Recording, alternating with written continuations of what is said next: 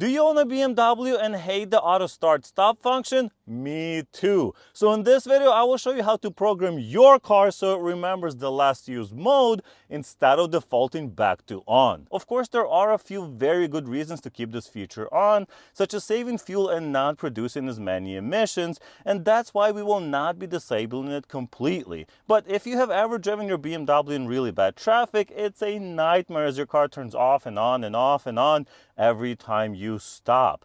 I also don't like it when the car shuts off as I'm waiting to turn left in the middle of the intersection. It feels kind of dangerous. On some older models, the starter will also wear out faster and eventually fail prematurely, just like it did on this BMW Z4 for me about a year ago. Anyway, whatever the reason is for you, if your car does not remember the last state of the auto start stop function, this is how you fix it. To do this properly, you will need an OBD2 adapter that is compatible with the Beamer Code app. I will be using this VPeak BLE adapter. I bought this one a couple of years ago for 30 bucks, and you can still get them for around the same money. Links in the description if you need to get yours. The Beamer Code app is free, but in order to make the changes we will be making today, you will have to get the premium account, which is also about $30. To be very clear, they didn't pay me to make this video, but the product does work well and they have great documentation, which is great for those just starting out with coding their cars. I also recommend checking out their website to make sure your model is supported, but from my experience and research, this should work on basically any BMW that has the auto start stop feature. I will be showing exact steps on my 2012 BMW Z4 and on this 2020 BMW X7, but I've also done this on my 2014 BMW 550 before I sold it. We'll start with this X7 as it's the more modern vehicle and probably going to be more helpful for most of you, but the process will be almost identical regardless of the model you own. So the first step we're going to do is just plug this into the vehicle and then we're going to switch over to the phone. This is the exact dongle I'm going to be using, the VPeak OBD2 scan tool, OBD check BLE. It can be used for other things, but it works really well for what we're going to be doing today. And I'm just going to plug it in right there on my BMW X7. There it is. So it's plugged in.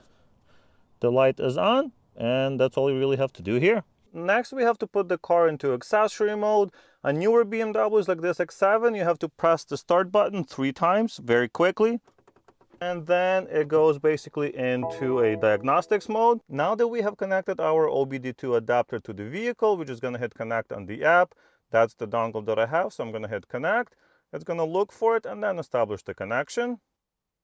There it is, and now it's going to ask us to select the vehicle. So of course it supports all of these different vehicles for different options, but we're on the BMW X7, so I'm just going to hit connect or continue, and it's going to scan the vehicle and identify the control unit. So what we're trying to do here is basically go into the ECU or the DME module and change the option for the auto stop start function. It's going to be slightly different on different BMW models. On newer ones, it's going to be the DME, what we're doing right now. And on the older vehicles, it's usually in the air conditioning module, which is kind of interesting, but that's the one that controls the auto start and stop function. Now that the units have been scanned, we are presented with all of the modules.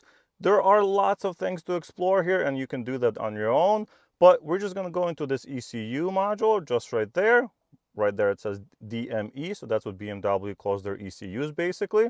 It's going to scan the codes, get some of the other data, and then we're going to be presented with all of the options. Before we do anything though, we want to make sure we have a backup. And if you go into backups, you can see that it just took a backup as I was scanning the vehicle, so that's pretty nice.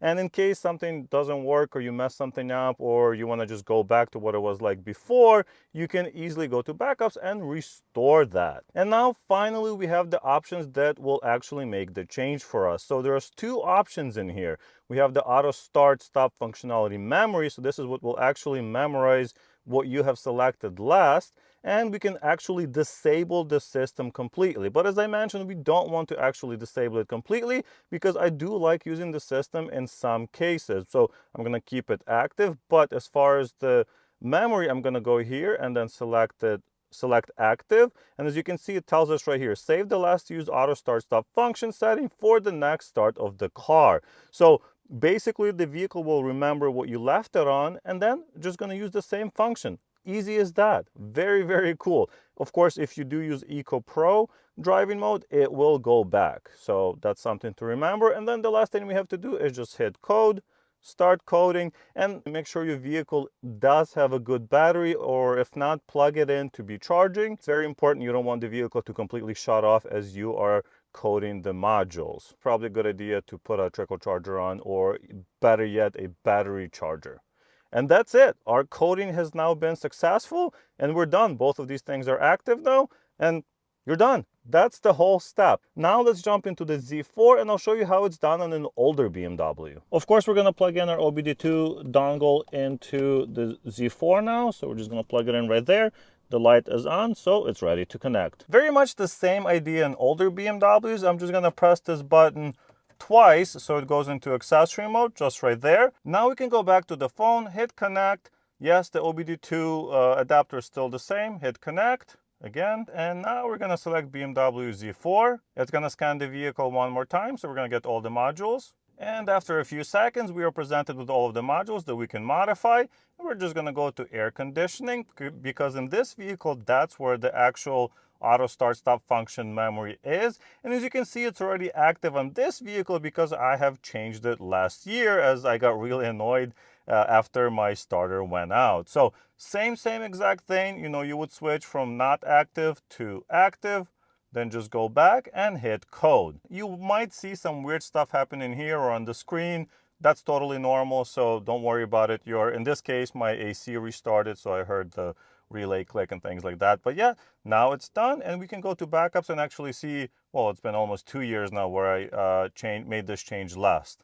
But yeah, we have all the backups, and you're done. Now we're done on both vehicles. And that's pretty much it. That's how easy it is to customize your car to make it do exactly what you want it to do. Of course, if you watched this entire video and thought to yourself, this is way too much work just to disable or modify a function on my BMW, well, you can simply drive your BMW in sport mode. Most BMWs will disable the ASS, the auto start stop feature completely, and then the car will never shut off while you are stopped. So that's also an option. And if you're writing a comment right now saying, well, my car doesn't do that, it actually remembers exactly how I left it, that could be true, and most likely what has happened is that the dealer actually disabled that function or did the same type of coding that we have done, or the previous owner did what we just did in the video, used Beamer code or even one of the BMW laptops to actually perform the change. If you'd like to see more coding options on my BMW Z4, or if you'd like to see some